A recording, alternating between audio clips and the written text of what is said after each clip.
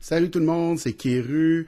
Je fais une petite vidéo rapide en réaction à un article paru dans le Journal de Montréal aujourd'hui, le 4 août 2018, dont le titre était à 2 mois des élections, les fake news inquiètent aussi au Québec. Donc, quoi de mieux pour parler des fake news que 4 pages d'articles de fake news, quant à moi. Sur le coup, j'ai eu la réaction que peut-être plusieurs d'entre vous ont eu, c'est-à-dire d'être un peu fâchés de voir, bon, encore une campagne de salissage, ici et ça, tu sais, c'est pas mal ça, la façon de fonctionner des médias de masse. Là, ils s'attaquent particulièrement à Stupid, le YouTuber Stupid, et son studio. Pour ceux qui connaissent pas, ben je mettrai le lien dans la description de vidéo. Vous pourrez avoir ça. Je vous invite à regarder ce que lui dit plutôt que de vous fier à l'article du Journal de Montréal.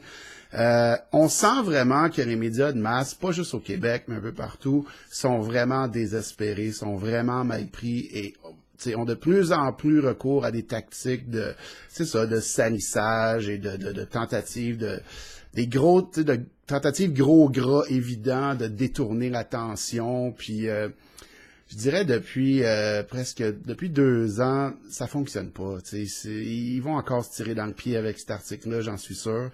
Donc, merci au Journal de Montréal pour la publicité gratuite, pour tous ces sites qui disent des vérités que les journaux de masse et les médias de masse censurent et traitent de fake news, alors que c'est souvent des vérités vérifiées, vérifiables, c'est ça, qui sont juste censurées ailleurs.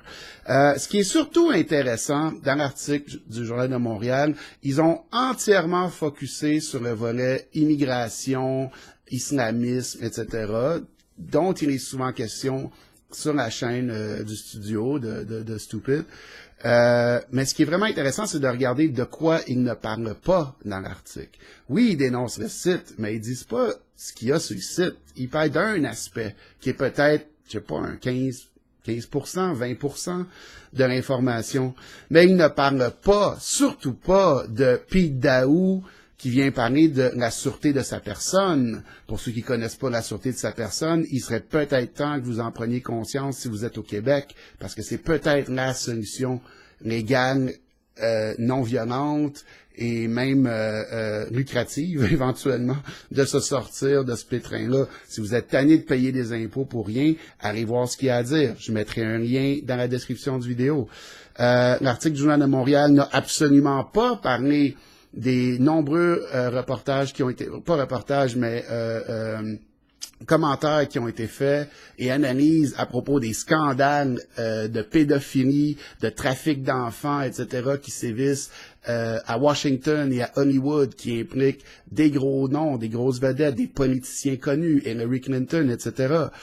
Le Journal de Montréal n'a évidemment pas parlé de la chronique d'Alexis Cossette-Trudel qui parle de QAnon, ce sonneur d'alerte, cet informateur anonyme qui est un insider de Washington. Donc, évidemment, le Journal de Montréal n'a pas parlé de ça, parce qu'il y a des vérités qui dérangent, qui sortent de là. Le Journal de Montréal n'a pas non plus parlé de la chronique des nombreuses chroniques de Ken Pereira, qui dénonce aussi beaucoup la corruption, peut-être plus précisément au Québec, souvent.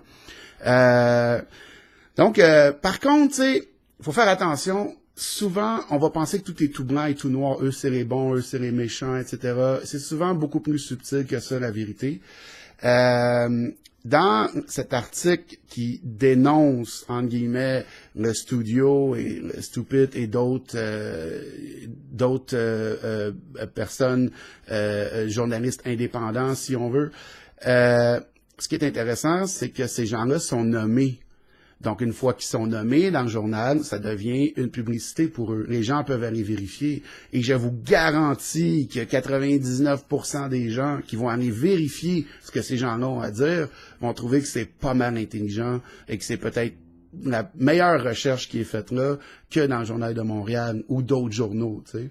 Donc, j'ai comme l'impression que, oui, les journalistes sont vendus, oui, ils font de la propagande à n'en plus finir, mais il doit y avoir quelques personnes à l'intérieur qui sont quand même bien intentionnées, qui essayent de faire leur part et qui vont s'arranger pour que, oui, on fait un article de salissage, mais on plante là-dedans les outils qui peuvent permettre au monde d'aller chercher les vraies informations.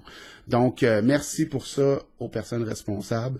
Donc, je vous invite fortement à aller voir, à juger par vous-même, à vous impliquer, ne serait-ce que partager les vidéos avec lesquelles vous êtes d'accord, laissez des pouces, abonnez-vous, faites des dons aux chaînes que vous voulez encourager.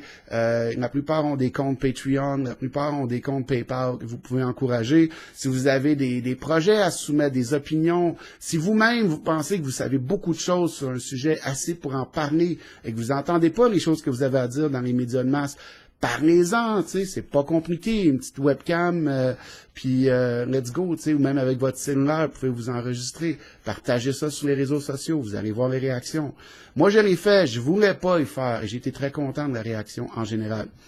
Donc, merci d'encourager Stupid, le studio, tous ceux que j'ai nommés, Pete Daou, etc., Alexis Cossette-Trudel, merci d'encourager les chaînes alternatives, merci de laisser mourir de leur belle mort les médias traditionnels parce qu'ils n'ont fait que nuire durant les dernières décennies.